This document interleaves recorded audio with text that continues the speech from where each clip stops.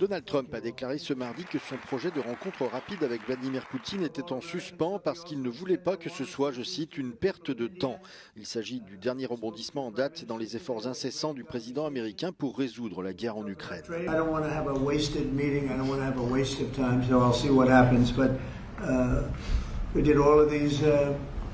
Great deals, great peace deals. They're all peace deals.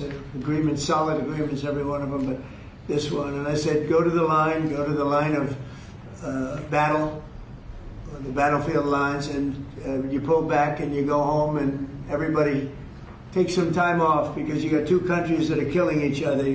Two countries that are losing 5,000 to 7,000 soldiers a week.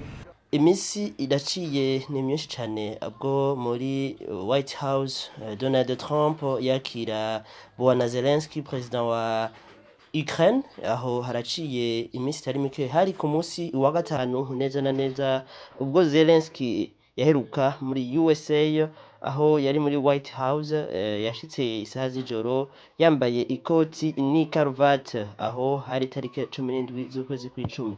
Aha kenshi turakunda kumva Donald Trump na Zelensky batongana mu gihe baba babonanye n'igihe ibiganiro bigenda neza n'igihe rero bigenda nabi kuri iyi nshuro ariko ntabwo byagenze neza. Tubasaba mwebwe mwese mudukurikirana mugire like, partage, subscribe mutibagira ngo fyonda kunzogera ni jewe urakoze Justin nkuko bisanzwe meze ino nkuru yacu. Hari ku munsi wa gatanu muri White House niho Donald Trump yakira Bwana Zelensky avuye muri Ukraine.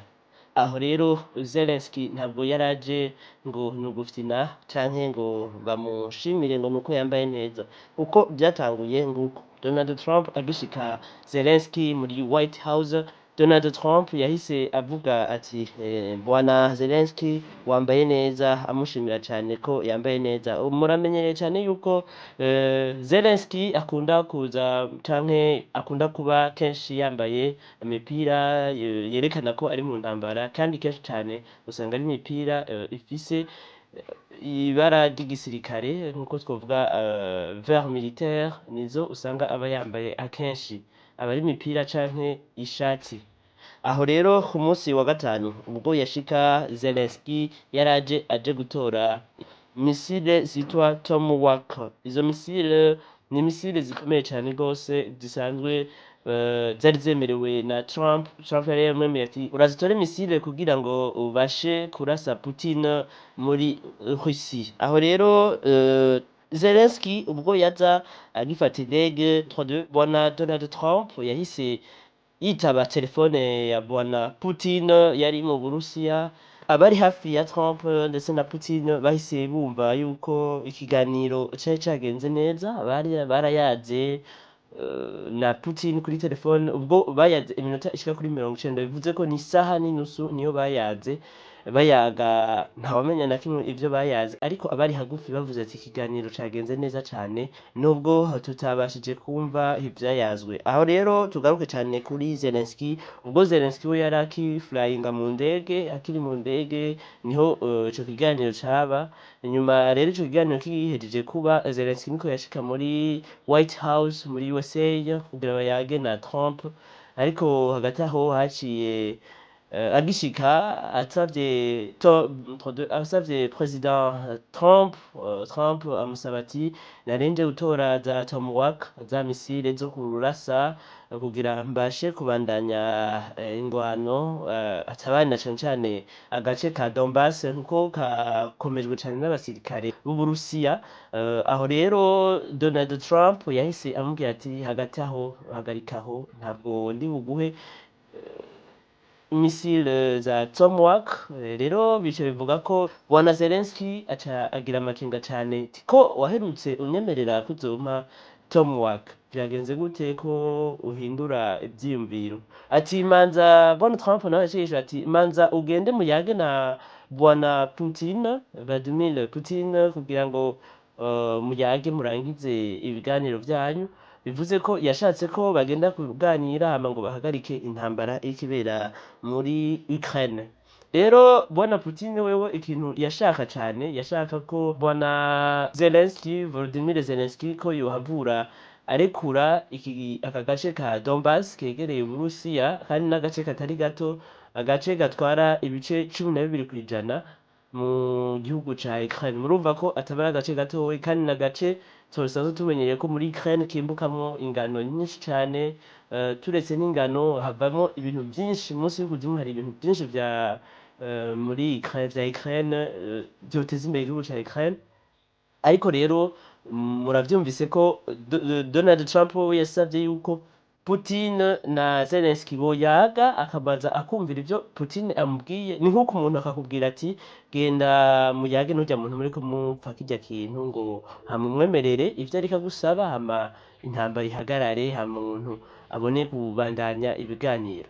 Nk'uko tuheruka kare cane kumva bwana Volodymyr Zelensky aja muri USA muri White House, twarigeze kumva igihe banamusohoye nabi cane muri White House, asohowe na Donald Trump, kandi biboneka ko ico gihe yababaye cane. Rero kuri ino ncuro hoho ntabwo bumvikanye na gato, ntabwo bumvikanye kuko bwana Donald Trump we yisabiye yuko yosubirana na Putin bakayaga nyuma yo kuyaga hama akemera agaheba agace ka Donbass, ako gace kose agahevye intambara itekane.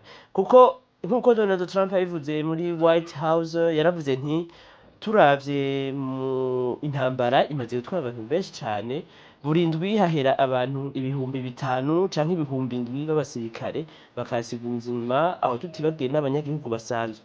Rero reka intambara ihagarikire ngaho, wemere uhebe agace ka Donbass, ukamuhebere agatware. Ariko Putin we bavuga ati abasirikare banje bari muri Donbass ntibazopfa bahavuye, ariko na Ukraine abasirikare bari ino babone kuvayo, ariko muri Donbass bagume, kuko iyo Donbass izoca yitwa agace k'Uburusiya. Tucumva izo nkuru twahise tuvuga ati nk'ikiyago c'Abos TV reka tubazanire ino nkuru ukwayo, tubabwire tubibutsa gukanda subscribe, ntibagira like, partage, commentaire, tuja zikeneye. Tugaruke rero ku musi hari hateguwe ko Donald Trump ndetse na Putin bahavura babonana bayage ku bijanye n'ino ntambara y'ikibera muri Ukraine. Aho twavuga ko bari bateguye ko bari bubonanire aho bita muri Budapest, ni mu gihugu ca Hongrie, muri Europe. Ariko bwana Donald Trump we yahagaritse urwo ruzinduko kuri uno musi, nta n'amasaha atarahera, avuze ati jewe ntabwo nzohavura mboneka muri Budapest muri iyo some. Avuga ati reka turuhuke, ari abazokumvikana bazumvikana. Nk'uko mwavyumvise iyo some yari yateguriwe muri Budapest. Trump kuri uno musi yavuze ati turavye abasirikare bapfa n'abasirikare 5,000 canke 7,000 bapfa buri ndwi. Murumva abantu si abasirikare bakeya cane, n'abasirikare benshi. Rero acavuga ati ari abantu bumvikana bazumvikana, kuko yari yabwiye Zelensky yuko atazongera kumuha Tomahawk, kandi izo Tomahawk kuba atazimuhaye vyabaye ikintu novuga ko camuhungabanije muri Ukraine, akabona yuko ivyo bogenda kuyaga na Putin atakintu na kimwe baba bagiye kuyaga, kuba ari nk'ugufyina, kuko barayaze na Zelensky. Zelensky rero niwe nzira ya nyuma isigaye kugira ngo intambara muri Ukraine. Intambara imaze igihe kinini cane, reka twizere ko kuri ino ncuro iyi ntambara izohavura ihagarara, umutekano we muri Ukraine, Uburusiya bukwabwo. Donbass turamenya ko Donbass izohavura yegukira Uburusiya, n'ivyavura vyegukira Uburusiya, ni kuvuga Ukraine izoba ihevye agace katari gato kabo, nk'uko bovuga ati Uburundi turahevye igice ca Kirundo tugihebeye u Rwanda. Nuko ibiganiro vyari vyifashe na bwana Trump na Zelensky, bahagarikije rero uruzinduko rwari kubera muri Budapest muri Hongrie, Putin ndetse na Trump. Nuko inkuru twari tubashikirije zari izo, reka tubashimire mwebwe mwese mwabashije kudukurikirana kuri Kiyago c'Abos TV. Tubibutsa gukanda subscribe, like na partage, commentaire, mwandike ivyo tutariko turashikiriza neza, ivyo mukeneye, ibiganiro vyo hirya no hino mukeneye ko tubategurira. Nimba mushimishwa naho nyene mwitubwire. Tubashimire cane, ciao ciao.